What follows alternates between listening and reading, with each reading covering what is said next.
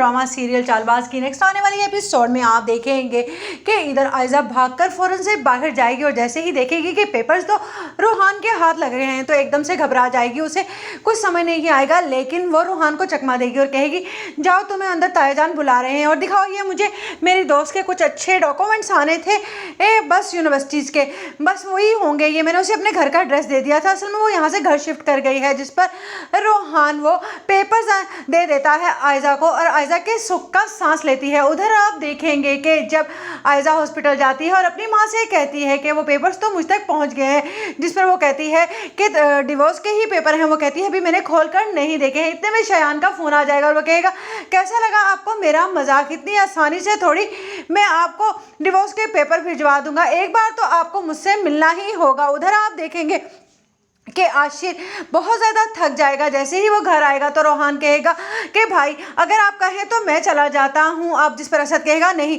तुम्हारी और अनाया की शादी में थोड़े दिन रह गए हैं, लोग तरह तरह की बातें करेंगे, इसलिए मैं नहीं चाहता कि तुम जाकर चचा की तीमारदारी करो, तुम घर पर रुको और मैं जाऊँगा वहाँ पर। और आयजा कहाँ है? जिस पर वो कहेगा आयजा भाभी की तो वो बहन के फ्रेंड के कुछ डॉक्यूमेंट्स आने थे, बस वो वही रिसीव करके अंदर शायद रखने के लिए गई है।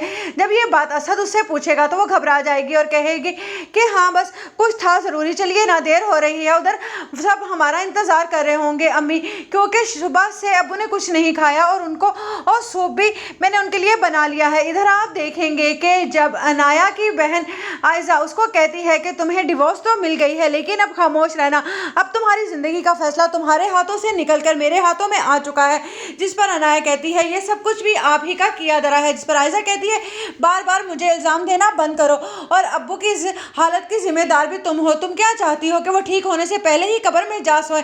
अगर तुम ऐसा नहीं चाहती हो तो अब चुपचाप तुम्हें रूहान से निकाह कर कर इस घर से रुखसत होना होगा। जिस पर आयजा की माँ कहती है तुमने सोचा है कि इसकी अभी इद्दत, जिस पर वो कहेगी अम्मी इद्दत विद्दत को छोड़िए, जब कोई निकाह ही नहीं हुआ लोगों को क्या मालूम है। मैं तो कहती हूँ चुपचाप हम ये शादी हो देना देते हैं, इस तरह से हम सबकी इज्जत रह जाएगी और मेरा भी घर बचा रह जाएगा। जिस पर अनाया कहेगी सबसे ज़्यादा फिक्र तो इन्हें अपने घर की है और किसी की नहीं। आपको क्या लगता है कि ये आपकी इज्जत बचा रही हैं?